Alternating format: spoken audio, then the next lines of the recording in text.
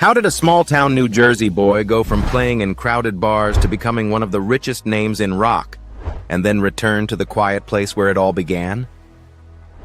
Bruce Springsteen, the man the world calls the Godfather, has enough money to live anywhere, but he prefers a secluded ranch-style estate with long drives, wide-open fields, and slow mornings, far from the spotlight.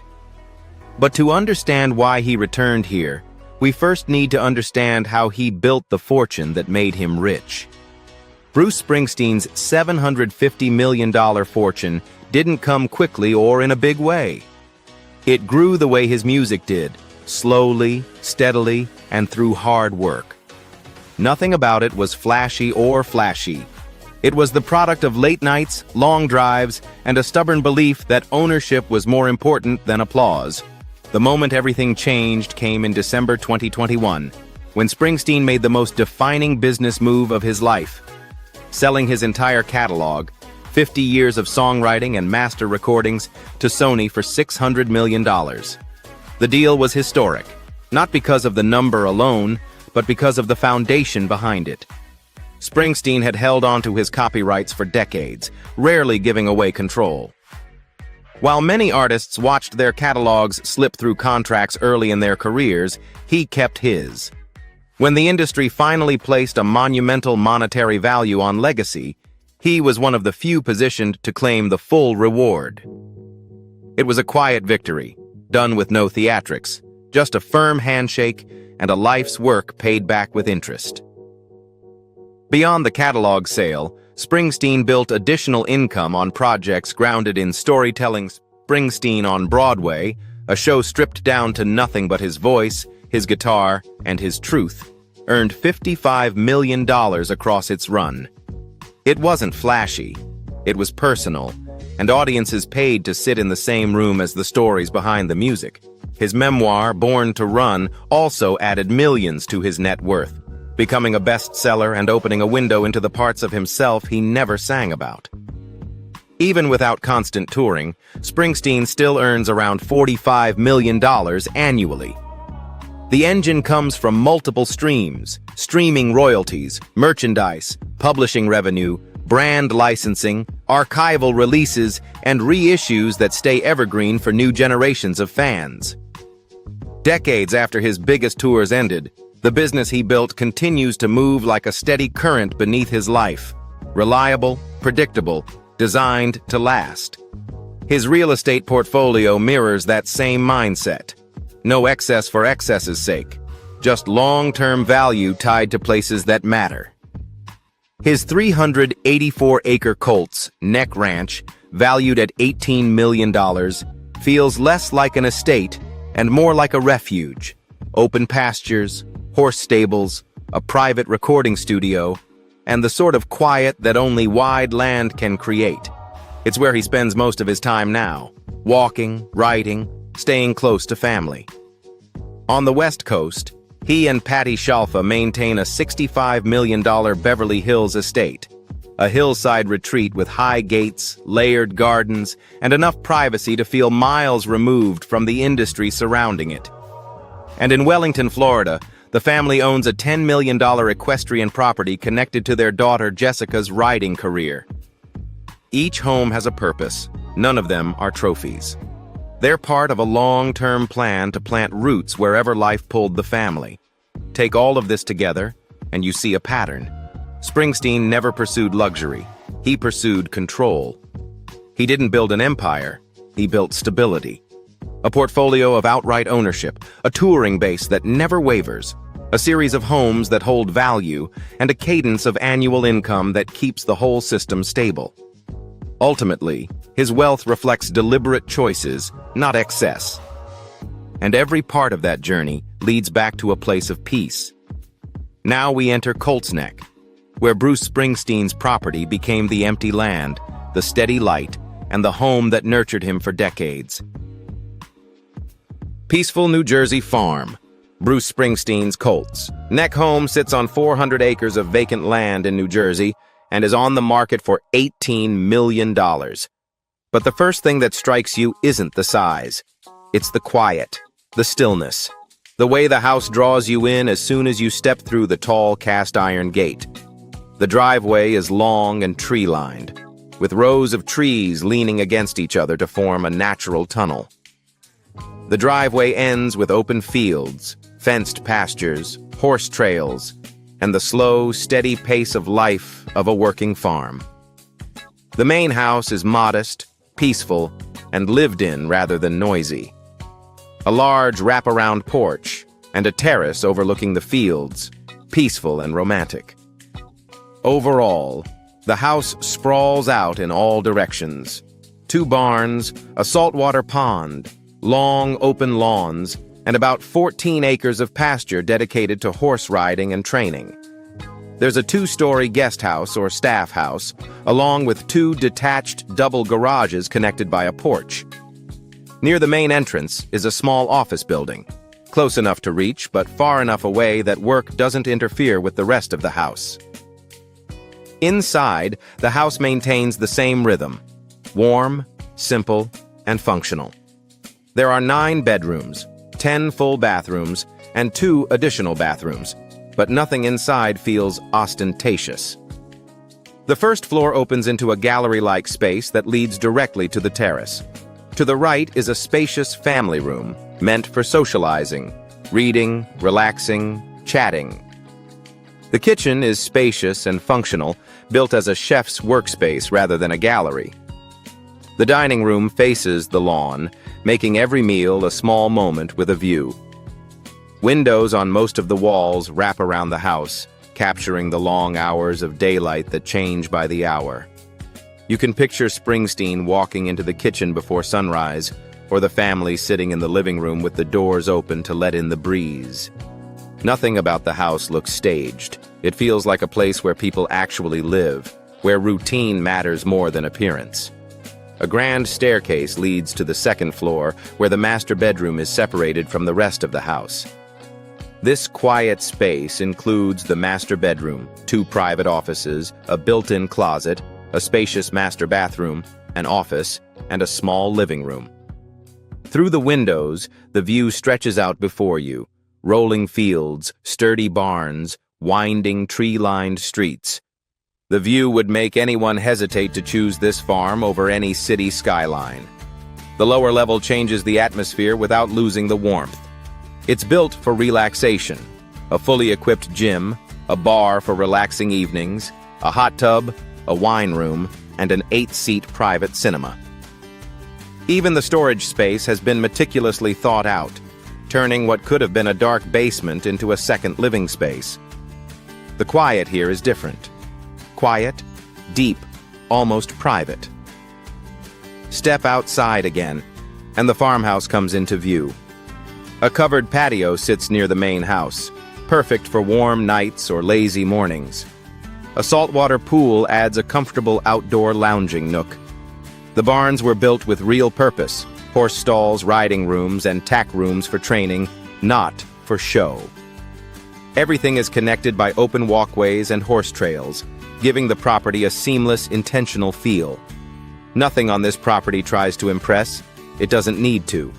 Instead, it reflects Springsteen's values: privacy, simplicity, structure, and authenticity. Long driveways, open fields, solid New Jersey soil beneath your feet. As you walk through this spacious, quiet lot, you can sense how much Springsteen values space and silence. But if you follow the path to the garage, you're about to witness a very different side of him: the engines, the miles, and the stories he's kept on wheels.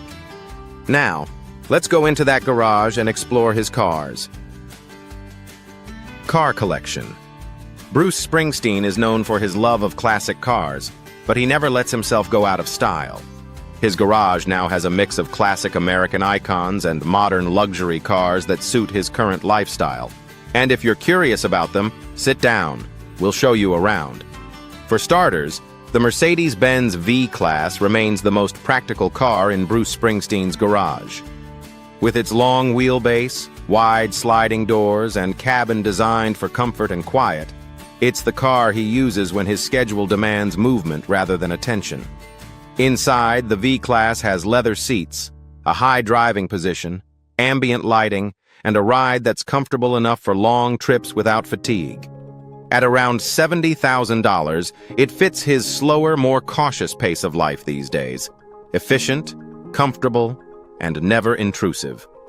On days when he needs privacy, Bruce relies on his black Range Rover. He paid $150,000 for its tall stance, wide grille, and dark black paint that absorbs light rather than reflects it. The exterior is designed to blend in quietly. Inside, thick insulation, soft touch materials, and a high-mounted touchscreen create a cocoon-like cabin that keeps unwanted noise out. This is the SUV he uses for press days, short trips around New Jersey, or any situation where the goal is to move unnoticed. It exudes a sense of control and quiet, a small reprieve for a man who has spent decades in the public eye. A more solid choice is the silver Land Rover Discovery 3, the SUV Bruce often drives with Patty Shalfa.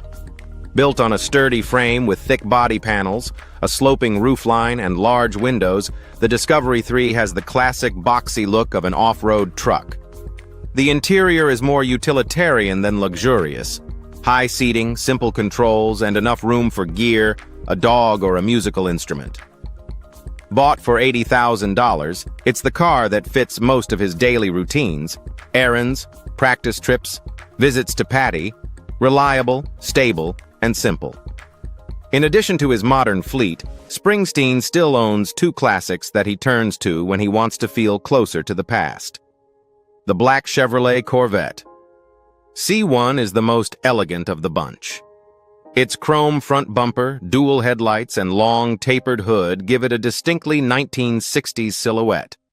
Its low cockpit, slim steering wheel, and analog gauges add a mechanical, intimate feel to every drive.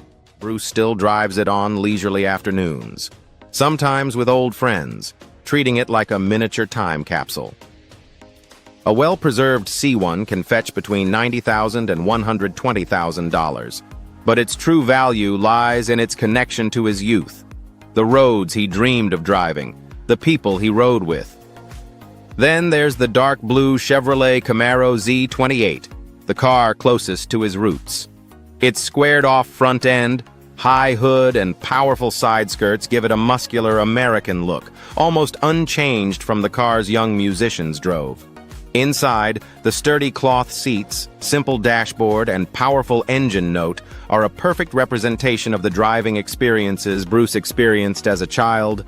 Valued at around $45,000, he keeps it not as a collectible, but as a memento, a way to honor the people, memories, and neighborhoods that shaped him long before he was famous. When I look at his garage, I see a man who hasn't forgotten where he came from. And that same grounded spirit shows up even clearer in the way he gives. So let me take you into another side of Springsteen, one that doesn't run on horsepower but on heart: his philanthropy. Philanthropy. Bruce Springsteen's charitable work has always focused on real needs rather than publicity, and hunger relief sits at the center of it. For more than 3 decades, he has supported the Community Food Bank of New Jersey through annual donations, fundraising concerts, and hands-on volunteer shifts. Across the years, his involvement has helped raise over $3 million in food assistance for families across the state. Housing stability is another area where his contributions are steady and practical. Over the past decade, Springsteen has quietly funded essential home repairs for low-income households in New Jersey: roof replacements, heating systems, structural fixes, providing an estimated $1 million in total support. The goal is simple: help longtime residents stay in their homes and prevent displacement in vulnerable communities. His philanthropy also extends into wider humanitarian work. Springsteen has supported organizations dedicated to human rights, environmental advocacy, and nuclear disarmament through benefit concerts and personal donations estimated at $500,000. He has also contributed to veteran support programs, backing counseling, medical assistance, and reintegration services for returning service members with contributions believed to exceed $250,000. Youth and arts education form another major pillar of his giving. Through the Rock and Roll Forever Foundation and the Teach Rock initiative, Springsteen has helped fund curriculum development, teacher training, and school outreach valued at more than $2 million. The program now reaches thousands of classrooms, bringing music-based education to districts that often lack arts funding. Springsteen's philanthropy is steady and practical, focused on feeding families, fixing homes, and supporting students rather than public campaigns. It reflects the grounded, working-class spirit behind his music. With that quiet generosity understood, we move now to the life he keeps closest to home: personal life. Bruce Springsteen and his family are now happily living on his Colts Neck farm in New Jersey, surrounded by family, huddled in the shade of ancient trees, embracing each other more traditionally than posing. These simple, warm gatherings are the pulse of his life now. Patty Shalfa stands close to him. His children lean toward him with familiar ease, and his mother sits in the middle, basking in the love. Here, away from the cameras and the crowds, Bruce is no longer the boss. He is just a father, a husband, a son. But the peace that defines his life today is built on the ruins of a tumultuous period. In the 1980s, at the height of his global fame, he married actress Julianne Phillips, a marriage constantly monitored, divided, and strained by long tours and emotional distance. By 1989, the marriage had dissolved, ending in one of the most expensive celebrity divorces of its time, with a settlement estimated at $15 to $20 million. For a man worth $27 million at the time, the emotional toll was as heavy as the financial one. During the breakup, something more solid began to take shape.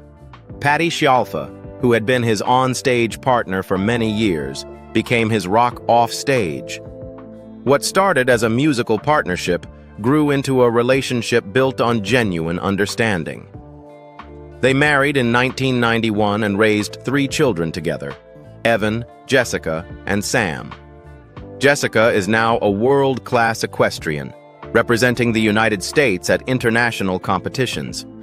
Sam took the opposite path, working as a firefighter in Colts Neck, proof that Springsteen's children grew up in a calm, unaffected state of fame. Life these days moves at a more peaceful pace. Some mornings he works out at the gym, laughing with fans who stumble across him mid-workout. Other days he's out boating, sunglasses on, slow and steady. And whenever he and Patty travel, walking hand in hand off a boat or posing with restaurant staff, they have the air of a couple who long ago learned to share a life, not just the spotlight. So that's the world Bruce Springsteen ends his days in now. Warm, steady, and surrounded by the people who matter. No crowds, no chaos, just real life unfolding at its own pace. If this glimpse behind the scenes made you want more stories like it, don't forget to like, subscribe, and comment which legend you want us to dive into next.